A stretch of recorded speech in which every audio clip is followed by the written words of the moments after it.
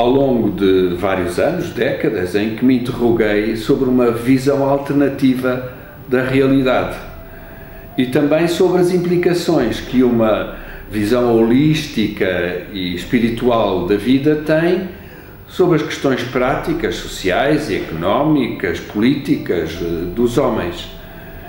E também foi basicamente escrita em 3 anos e tal, de 2012 a 2016. A inspiração, eu acho que para todos os escritores, é uma espécie de um acesso àquilo que se pode chamar o rio do pensamento, uma nuvem luminosa de informação, em que acedemos às ideias e aos arquétipos, e cada um tem acessos especiais, vai ter a certas ideias, há certos personagens que vêm ter connosco, basicamente é essa a inspiração.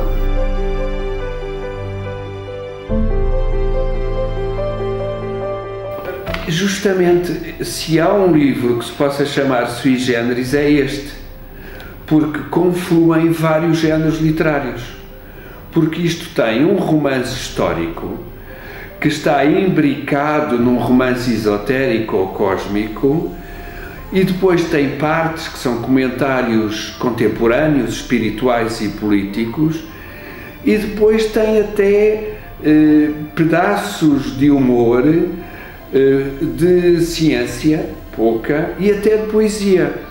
Portanto, isto tem uma série de géneros. Eu acho que não deverá haver um livro com tantos géneros. E basicamente é, portanto, um desafio a um leitor. Se um leitor só lê romances históricos, ou só lê a ciência, ou só lê a história, ou só lê a poesia, é um desafio intelectual para ele.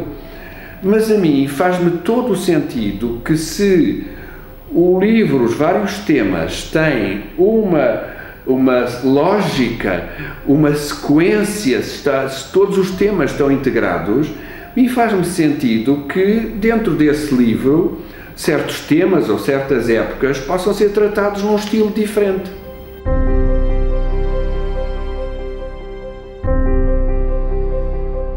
Este livro trata de vários episódios da história de Portugal e da sua inserção na história e no futuro do mundo. O que eu sinto é que Portugal ainda pode representar um papel na história da Europa e, eventualmente, até abranger o planeta. Agora, trata realmente de episódios da história de Portugal, uns relativos, por exemplo, ao Dom Sebastião, outros relativos ao Dom Miguel, mas, na verdade, eu não estou só a falar da história desses personagens, estou a falar de Portugal, das nossas elites, do nosso povo, de nós próprios, através de Miguel ou Sebastião. Portanto, essa é a primeira coisa.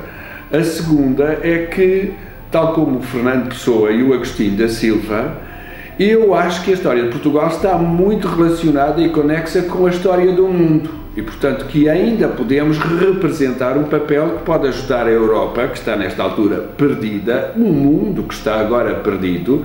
Se nós soubermos o que quisermos, nós ainda podemos representar um papel. Eu sinto isto como eles sentiam. Agora, a questão é ver como é que cada um, à sua maneira, pode interpretar esse papel, que é o papel de Portugal.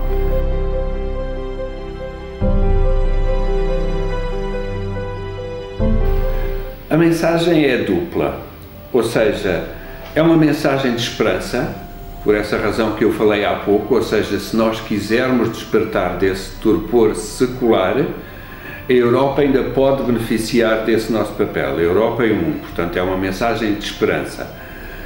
A outra mensagem é que o mundo em que vivemos já não é aquele em que se vivia há 10 anos atrás.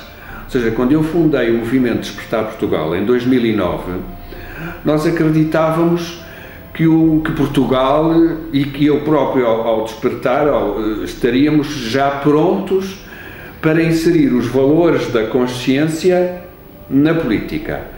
Mas nem eu estava desperto, nem as pessoas do movimento estávamos despertos, nem a sociedade queria despertar. Portanto, foi, de certo modo, prematuro esse movimento. Agora, as ideias estão muito mais vivas nesta sociedade em que vivemos, porque desde o Trump e do Kim, nós vivemos aquilo que eu chamei uma realidade de ficção. Ou seja, somos personagens num certo jogo.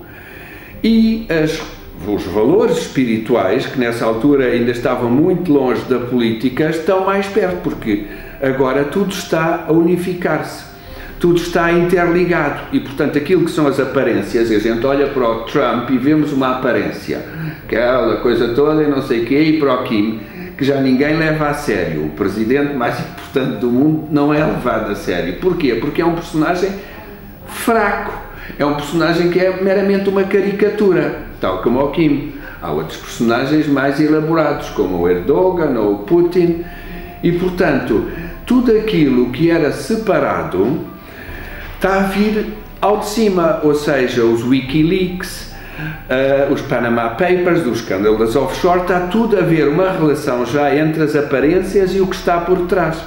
E, por outro lado, com as fake news, esboroou-se por completo aquilo que é verdade e aquilo que é ficção, aquilo que é sério e o que é jocoso. O que eu até acho bom. É claro que com a falta de referências históricas da maioria das pessoas agora, podem ser levadas, podem ser enganadas. E a verdade é que agora tudo vale, já tudo vale. E então, se o leitor tem verdadeiramente o interesse por investigar o que está por além das aparências, agora tem os materiais todos para perceber este jogo onde estamos.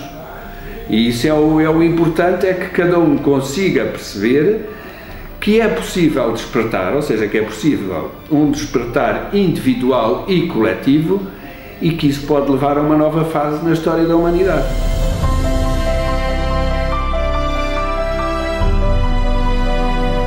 Eu acho que o leitor comum, que chamam agora, é muito mais informado do que nos tempos anteriores. E, portanto, ao contrário do que alguém me disse, que isto é um livro para as elites, para a faixa mais culta, eu acho que este livro é mesmo para o leitor comum. Desde que ele queira ter uma abordagem mais aberta, ou seja, e que queira estar aberta a aprender, a evoluir, a saber que nós não temos que morrer mais ou menos como aquilo que nascemos, porque este livro tem uma série de dados que permite às pessoas, se elas quiserem realmente, ao mesmo tempo que estão, digamos, a gozar um romance, quiserem aprender, este livro tem muitos dados que permitem uma evolução. E é basicamente o que eu sinto é isso. A mensagem para o leitor comum é: vale a pena estudar, vale a pena evoluir.